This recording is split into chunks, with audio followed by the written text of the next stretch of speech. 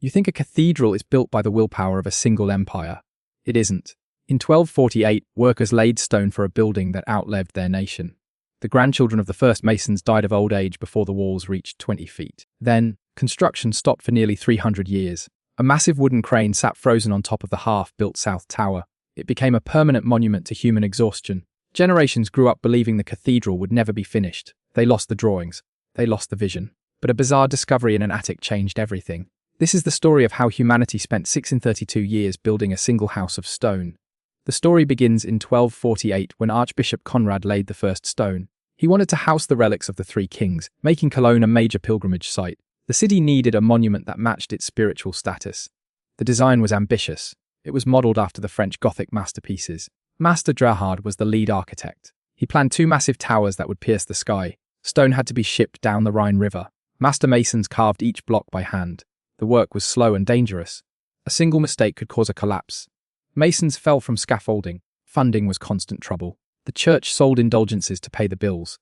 This cash kept the chisels moving, but it did not last. By the early 1500s, the project was in deep trouble. When Martin Luther launched the Reformation, religious priorities shifted. Pilgrimages declined. The cash flow dried up. In 1560, the workers walked away. They left the nave without a roof. They left the towers half-built. The most visible sign of this failure was the crane. It was a giant wooden machine powered by tread wheels. It sat on top of the unfinished South Tower. For nearly 300 years, the crane did not move. It became a permanent landmark. Painters included it in every painting of the city. The beams rotted, but citizens repaired them just to keep the crane there. It was easier to maintain the crane than to finish the church. The city grew around this silent giant. Trees grew inside the roofless nave. People used the finished chapel, but the rest was left to nature. Then the French army arrived. In 1794, French soldiers occupied Cologne. They used the cathedral as a stable for their horses. They burned the wooden furnishings for heat. It seemed the cathedral would end as a ruin. This is where most projects would die forever. You can't build a Gothic tower without its creator's math. The original plans from the year 1300 were gone. Without them, any attempt to finish the building would be guesswork. Then came 1814. In Darmstadt, architect Georg Moller was searching an attic. He noticed a piece of parchment being used to dry beans. Moller cleaned it and realized what it was. It was the original drawing for the cathedral's north tower.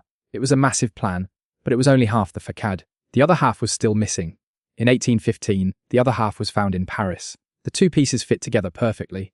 For the first time, the complete medieval design was visible. This discovery sparked a wave of enthusiasm. Germany was then just a collection of kingdoms. They saw the cathedral as a symbol of unity. In 1842, construction finally resumed. The Prussian king laid a new foundation stone. The project now served a new purpose.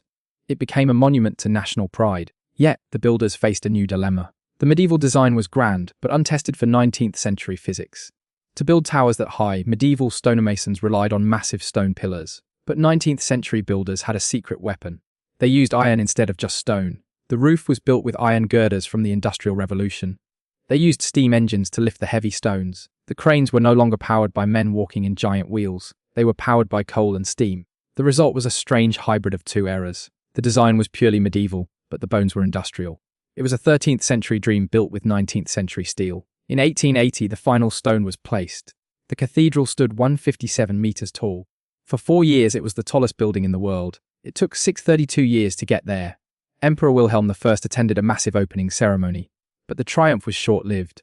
Within 4 years, the Washington Monument surpassed it. The title of tallest building was gone, but the achievement remained. The building proved humans could endure, but it carried a warning. If we tried to build it today, we would probably fail. The skills for master stonemasonry have vanished today. We build with concrete and glass, not hand-carved stone. The original design was never stress-tested with modern software. It works because of medieval trial and error, not computer models. But the real barrier is money. Modern construction is measured in months, and budgets are tracked in quarters. No modern government has the patience to plan for their grandchildren. We do not fund institutions that last 6 centuries anymore. The cathedral took longer to finish than the United States has existed. It was completed because a drawing did not end up in a fire. Today, pollution eats the stone, keeping the towers in scaffolding. Workers are constantly replacing the original medieval stones. In a way, the construction of Cologne Cathedral has never actually stopped. It is a loop of building and rebuilding across centuries. We build things to last a few decades, hoping they will be replaced. The medieval masons built things to last forever, knowing they would never see the end. They traded their lives for a future they could only imagine. If you had to build something to outlive your nation, what would you use?